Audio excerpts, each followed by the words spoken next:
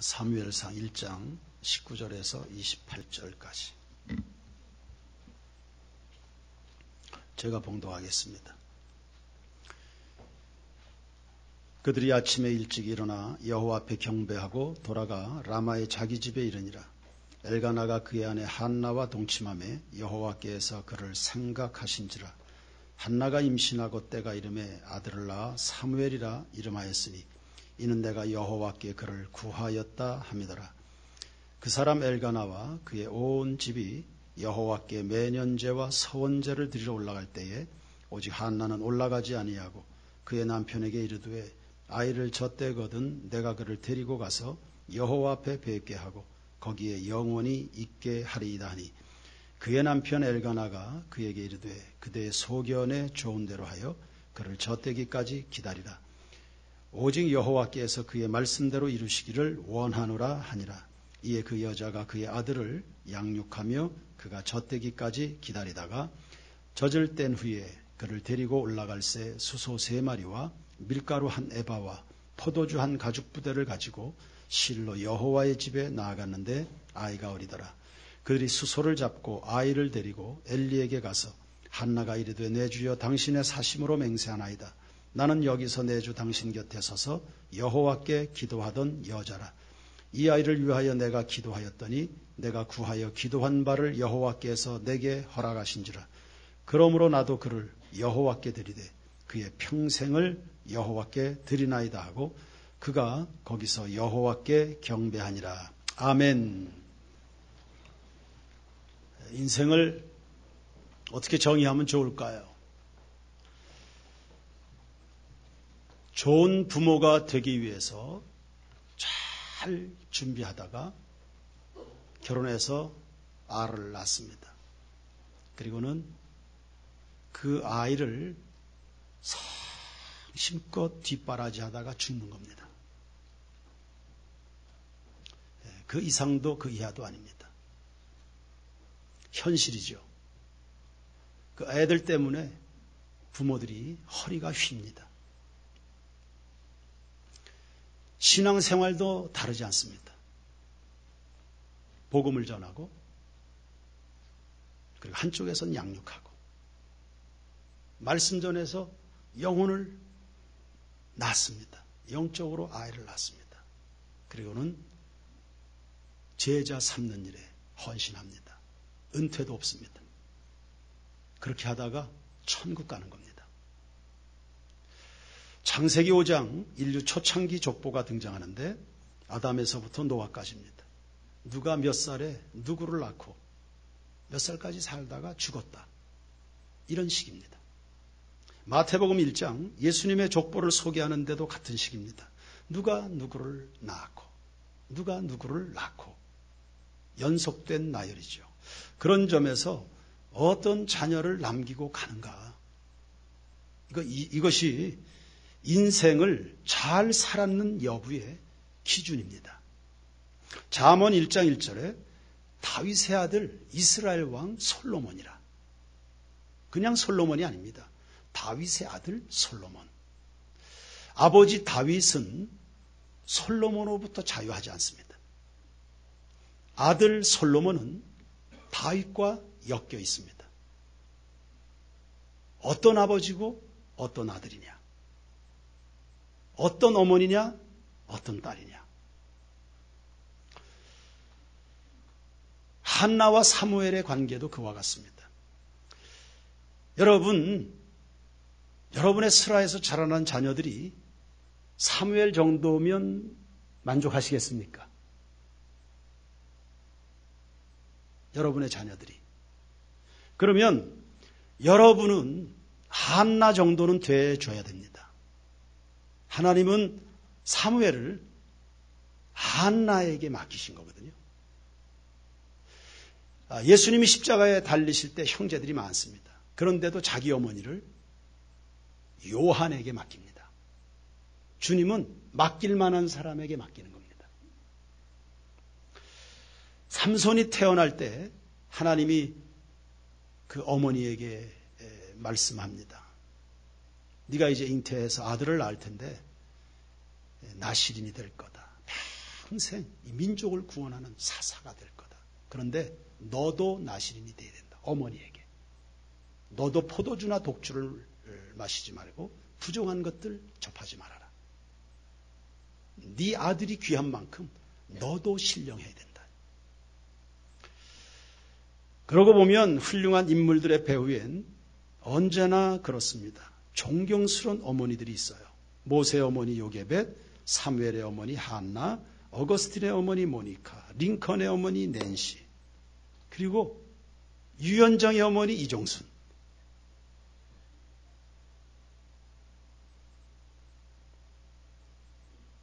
이외에도 이 땅에는 이름도 알 수 없는 수많은 어머니들의 눈물 행전이 있습니다.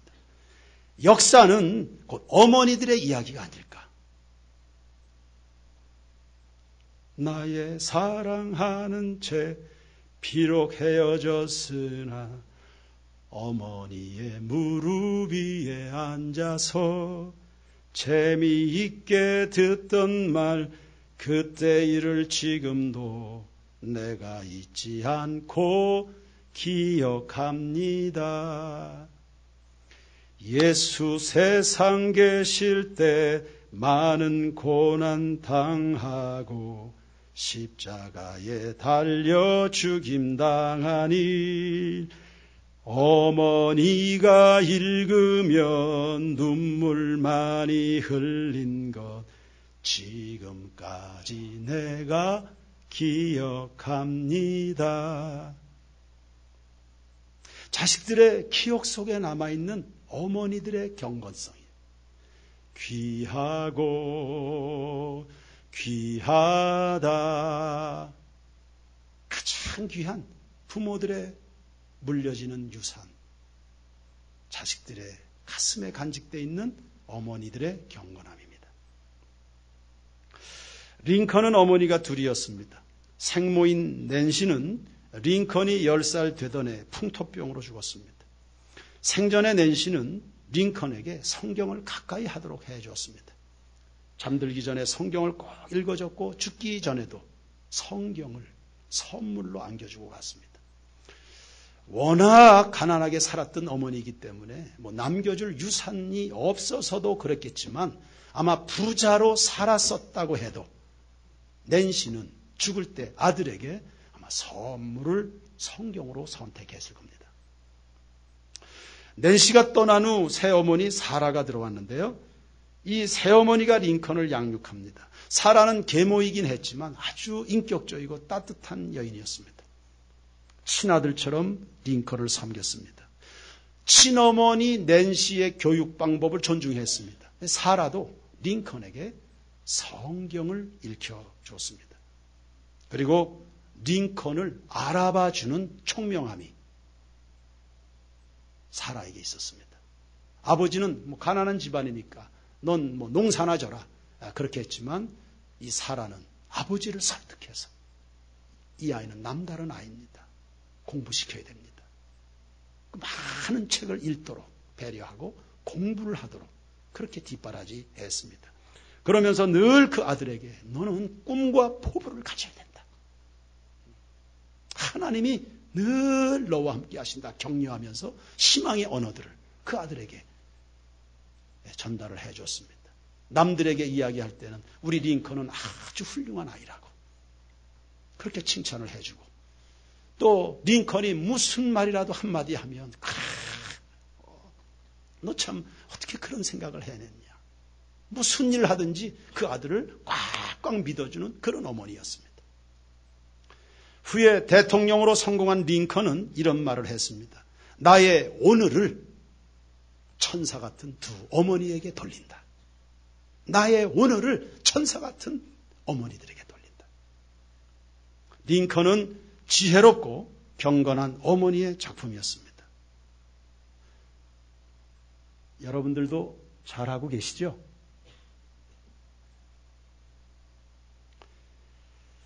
어쩌면 잘하고 싶은데 이걸 잘 몰라서 그냥 지나가 버린 부모들도 꽤 있을 겁니다. 이제 알고 보니까 그렇게 했었어야 되는데 이미 다 지나가 버리고 더 이상 손 쓸 수 없을 만큼 자녀들이 장성해버린 그런 부모들도 있을 겁니다. 하나님이 다시 기회를 주시면 애들 잘 길러볼 텐데, 이런 생각하는 부모들도 있을 겁니다. 그러나 늦지 않았습니다. 우리에겐 손주들이 있잖아요. 룻기 4장 16절에 보시면 나오미가 아기를 품에 안았습니다. 자기 아들이 아닙니다. 며느리의 아기입니다. 룻이 아들을 낳았습니다. 보아스와 결혼해서. 그 낳은 아들이 오벳입니다. 나오미가 이 아기 손자 오벳을 품에 안고 그의 양육자가 되었다. 어머니 룻이 있는데 이 오벳을 양육한 것은 그 할머니였습니다. 그 오벳에게서 이새가 나오고 이새에게서 다윗이 출현하게 된 겁니다. 그 할머니의 그 경건의 교육이 증손자 다윗에게서 꽃을 피우게 된 겁니다. 저희 교회 학교 아이들이 많이 칭찬을 받더군요. 간혹 교회를 방문하는 손님들이, 외부 강사 목사님들이 오시면 이구동성으로 아이들을 칭찬합니다. 아이들이 인사를 잘한다. 여러 군데 집회를 다니면서 그 교회들을 경험하지만 아이들이 다 세인교회 아이들 같지 않다. 자기들이 볼 때는. 그게 의례적으로 하는 말인지는 모르겠습니다. 그러나 여러 목사님들이 동일하게 말씀하시니까 오시는 손님들이 아이들이 인사를 참 잘하고 얼굴이 밝다. 그리고 예배 태도가 아주 좋다. 말씀을 알아듣는 귀가 있고 은혜를 머금는 은혜의 흡인력이 좋은 아이들이다. 이렇게들 칭찬을 합니다. 지난 주일에 우리 청년들 비전 나이도 있었지만 청년들이 근본에 제주도 가서도 칭찬을 참 많이 받고 돌아왔습니다. 예수 안 믿는 주변 이웃들에게조차도 이런 청년들도 있는가, 이런 이야기들을 이렇게 해줬습니다. 그래서 저는 목사니까 우리 아이들이 본래부터가 남다른 건가, 이런 평가를 받는 이유가 뭔가, 저는 목회적으로 분석을 해야 되지 않습니까? 이유가 뭘까를 생각해 봤을 때 제가 정리한 생각은 그래요. 우리 아이들이 우리 어른들과 더불어 신앙생활하는 비중이 꽤 높습니다. 가만히 보면 주일 저녁 예배 이 짝줄은 다 청년들 중고등부 거의 아이들입니다. 주일 저녁 예배, 수요일, 심지어는 금요 기도에 와서 꾀꾀거리고 기도하는 아이들이 중고등부 아이들이었습니다. 90일 예배 행전, 20일 예배 행전, 100일 작정 기도 이런 거 하면 방학 때는 아이들이 앞자리를 다 차지해 줬습니다. 행복 나눔 축제, 바자회 다 우리 아이들과 더불어 합니다. 그리고 기회 있을 때마다 이 강단을 아이들에게 내주지 않습니까? 받은 바 은혜들을 마음껏 표현하도록 이 강단을. 지금은 10주간 매주 토요일 선생님들과 하나 돼서 산에 올라가서 기도 중에 있습니다.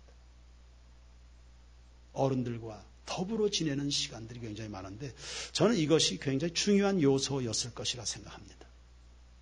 저는 20대 초반에서부터 거의 10년간 매주 토요일이면 40, 50대 되는 권사님, 장로님들과 더불어 산기도를 다녔습니다.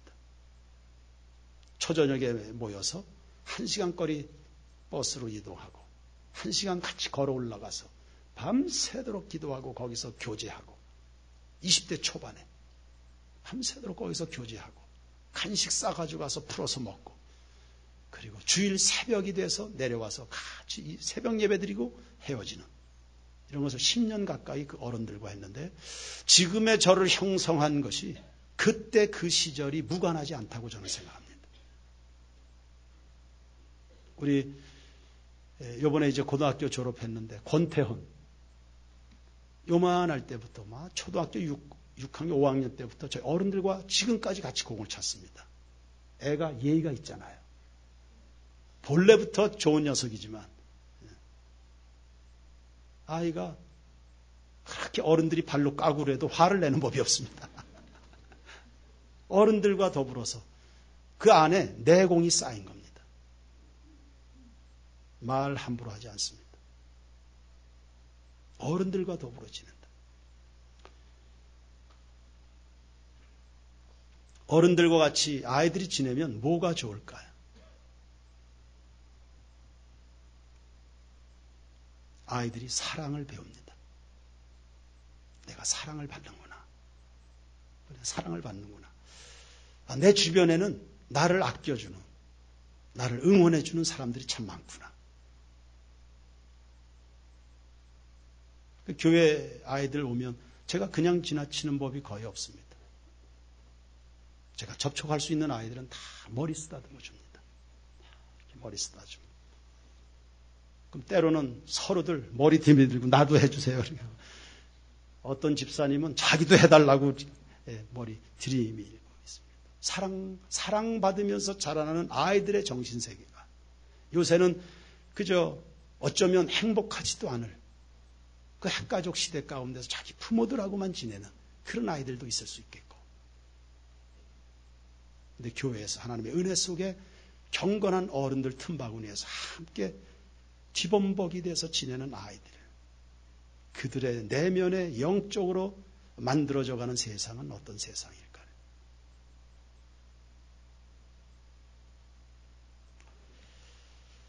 요즘 사회적으로 구조적으로 그럴 수밖에 없지만 맞벌이 부부들 합니다. 어린이집도 보내고 그렇게 하지만 할머니들이 애들을 이렇게 봐주는 그런 가정들이 많은데 여러분 그거 굉장한 기회인 줄로 생각하셔야 됩니다. 어쩌다가 내가 이 나이에 아이고 그냥 허리 다 망가지고 저희 어머니도 둘째 아이 쌍둥이 봐주다가 이쪽 팔이 다 망가지셨습니다.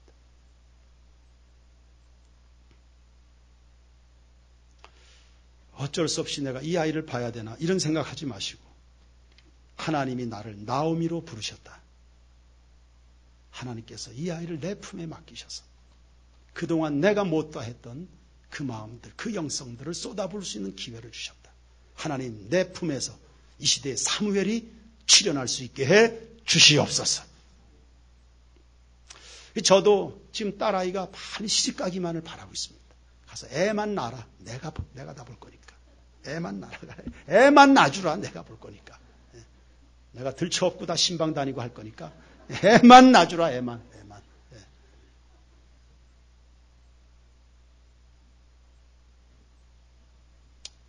저에겐 그런 마음도 있을 수 있겠죠. 그동안 애를 제 아내가 다 이렇게 했지만 이제 손주는 내가 한번 어떻게 해볼까 이제 그런 건데. 사무엘로 돌아가 보십시다. 무엇을 어떻게 빚어진 인물일까? 첫 번째 예배 정신입니다. 19절 말씀. 그들이 아침에 일찍이 일어나 여호와 앞에 뭐 하고요? 할렐루야! 엘가나 가족은 절기를 지내는 며칠 동안 실로에서 내내 예배를 드렸습니다. 그런데 집으로 돌아가기로 작정된 그날에도 하나님께 예배를 드린 겁니다. 그것도 아침에 일찍 일어나서 하나님 앞에서 하루를 시작하는 것 좋은 일이죠. 제일 중요한 분에게 우리의 첫 시간을 드리는 것은 축복된 일인 줄로 믿습니다. 엘가나의 가족은 지금 먼 길을 떠나야만 했습니다. 그러나 하나님 앞에서 가족 모두가 예배 드리기까지는 움직이려고 하지 않았다. 기도와 예배는 여러분의 여행길을 방해하지 않습니다. 하나님 앞에서의 우선순위는 여러분의 인생 나들이를, 인생길을, 인생 여정을 회방하는 법이 없습니다. 하나님 앞에서 주일 예배를 드리고 시작하는 설 명절은 여러분의 스케줄을 회방하지 않습니다.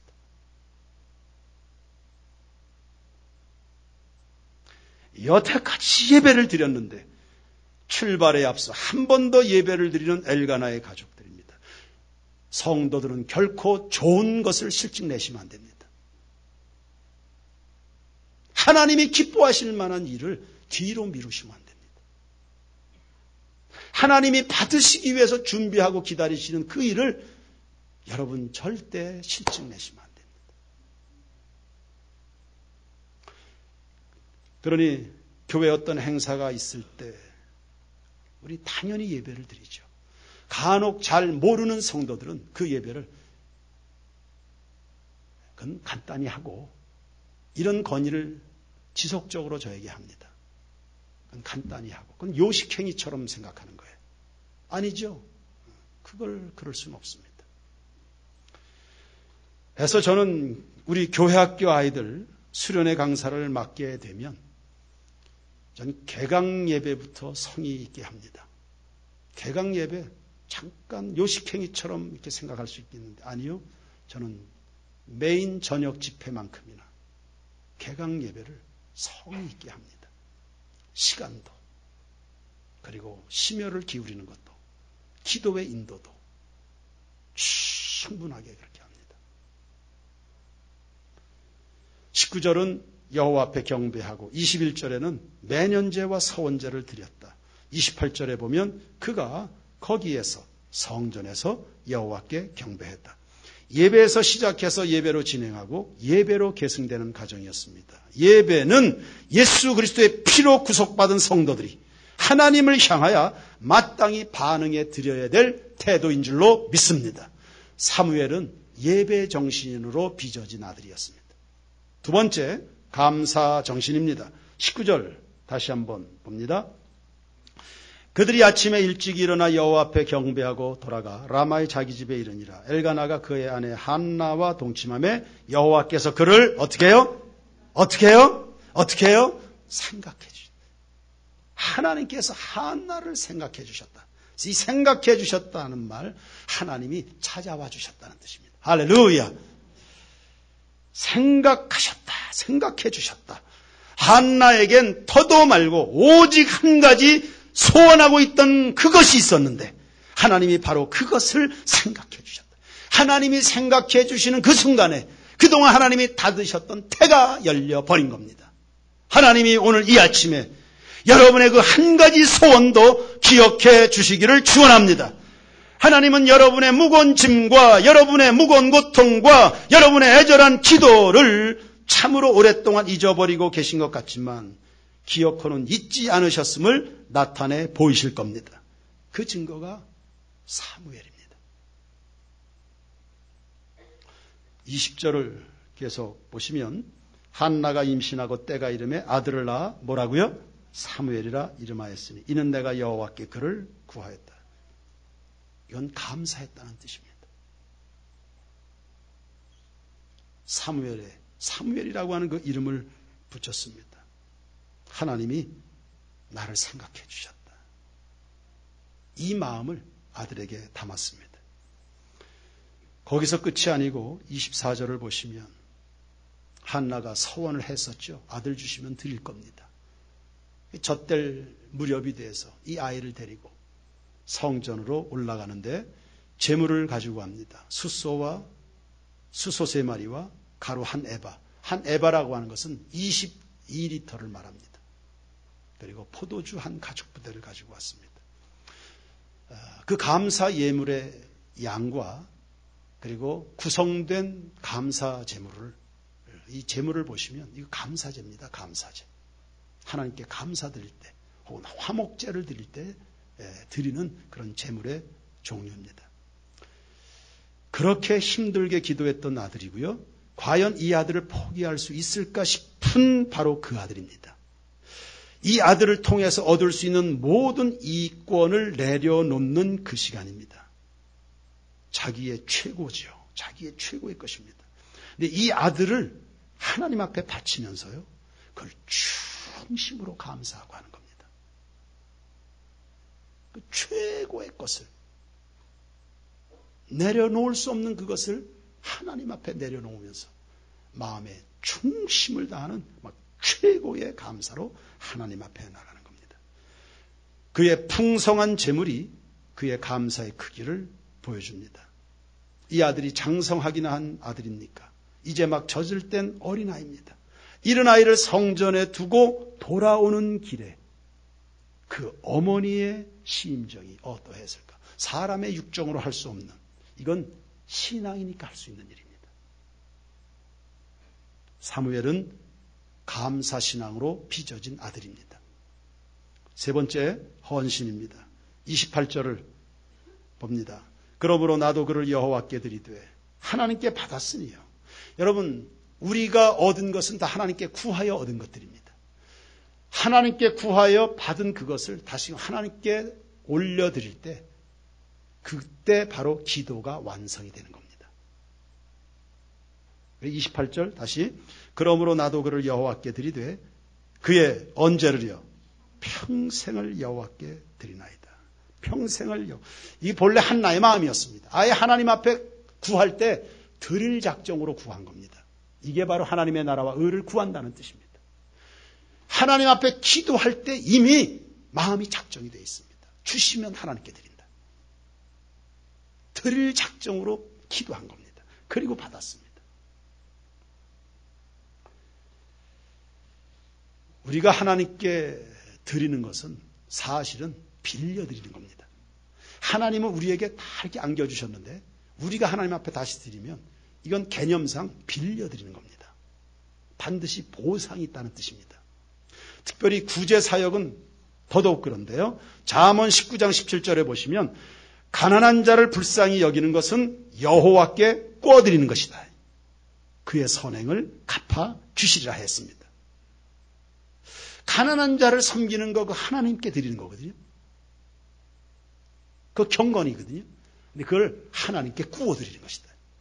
반드시 갚아주신다. 한나 역시도 감사로 그 첫 아들을 드리니 2장 21절에 보니 5명의 자녀를 더 주셨습니다. 할렐루야! 짚어야 될 것은 아들의 평생을 드렸다는 거죠. 어느 한동안만이 아닙니다. 성도 여러분, 우리는 한동안만 하나님의 것이 아니라 평생 하나님의 것이 되어야 하며 한순간도 하나님을 버려서는 아니 될 줄로 믿습니다. 사무엘 헌신정신으로 빚어졌습니다. 여러분의 자녀들도 이와 같이 빚어지기를 축복합니다. 그리고 우리 부모들은 한나처럼 빚어지기를 축복합니다. 한나야말로 이 땅의 모든 그리스도의 여인들이 따라야 될 역할 모델이 아닐런지요. 불행한 듯 보이는 환경이었습니다. 그 불행한 듯 보이는 환경에서 원수 분인나는 한나의 마음을, 감정을 촉발해서 불평을 조장했습니다. 그런데 한나는 눈물의 기도로 영적인 승리를 거머쥔 것입니다. 승리한 뒤에 그것이 자기의 공로인 양 교만하지 않았습니다. 하나님 앞에 그 아들을 드리면서 생색내지 않았습니다. 하나님이 주신 것 주님 앞에 드릴 뿐입니다. 순수한 마음이었습니다. 100% 감사의 순수함이었습니다. 그리고 그 순수함을 평생 유지한 겁니다. 왜요? 아들을 평생 드렸으니까. 그 순수함이 평생 유지된 겁니다. 그리고 그 아들이, 드려진 아들이 하나님께 붙들려서 민족의 영적 갱신을 이루어가는 일에 하나님 앞에 쓰임받는 그 장면을 보면서 그가 누렸던 그 감격은 그 아들을 내어놓는 동안에 가질 수 있었던 아쉬움보다 훨씬 더 컸을 겁니다. 우리의 부모들도 이 기쁨을 바라보면서 자녀들을 하나님 앞에 봉헌하십시다. 여러분의 자녀들을. 여러분의 인생에 제일 귀한 게 뭡니까? 결국 여러분에게 가장 귀한 거 뭡니까? 그걸 오늘 이 시간에 하나님 앞에 봉헌하시기 바랍니다. 한나가 사무엘을 봉헌하듯이 1932년 어느 날이었습니다. 이제 갓 어머니가 된 한 여인이 있었습니다. 미국 인디애나주 한 농장에서였습니다. 주방에서 일을 하면서 라디오 방송 설교를 들었습니다. 160km 떨어진 저 시카고의 무디 기념교회에서 한 목사님이 설교하고 있었습니다. 해리 아이언사이드 목사였습니다. 그날 주일이 특별한 헌신 예배였던 것 같습니다. 아이언사이드 목사님은 예배가 끝나갈 쯤 해서 자기의 자녀를 주님께 헌신하고 싶은 부모들은 강단 앞으로 나올 것을 초청했습니다. 이 어머니는 그 현장에 같이 있지는 않았지만 라디오 방송 설교를 들으면서 그 초청에 크게 마음이 감동이 됐습니다. 일하다가 말고 아기가 누워있는 곳으로 달려가서 그 아기를 들어안고 자기가 일하던 주방으로 돌아왔습니다. 방송 설교를 들으면서 그 주방에서 무릎을 꿇고 하나님 이 아기를 하나님께 올려드립니다. 160km 떨어진 그 교회에서 진행되는 아기들의 봉헌 예배에 그래서 그 목사님의 초청에 부름받아서 강단 앞으로 나와서 자기 아이들을 하나님께 드리는 그 부모들과 동일하게 그런 주방에서 자기 아이를 하나님 앞에 봉헌한 겁니다. 이 아이가 잘 자라났습니다. 진 게츠라는 목사님입니다. 유명한 설교자고 그리스도인 작가고 라디오 시사 해설가로 명성을 날린 목사님입니다. 이 목사님 역시 동일한 고백을 했습니다. 자기 어머니의 그때 그 순간의 그 봉헌 기도가 하나님께 응답이 돼서 오늘 내가 오늘 이 자리에 있을 수 있었다라고.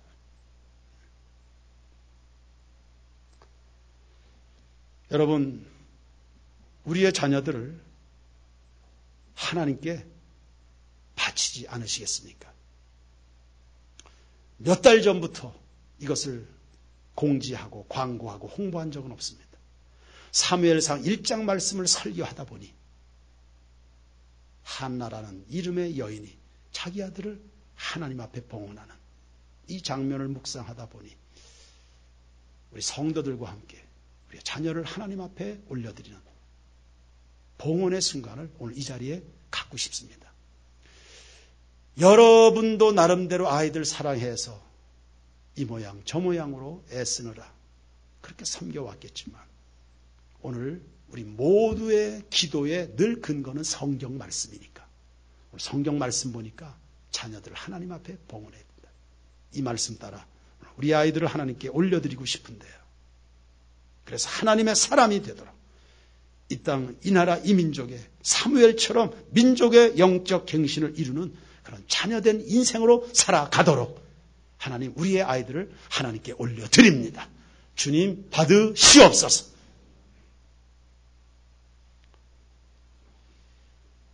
우리가 다 같이 꼭 한나가 될 수는 있겠습니까? 그러나 우리의 기도를 들으신 하나님은 여러분의 드려진 그 아들들을 혹은 딸들을 사무엘처럼 사용해 주실 줄로 믿습니다. 찬송부터 하고 우리 기도하십시다. 199자입니다.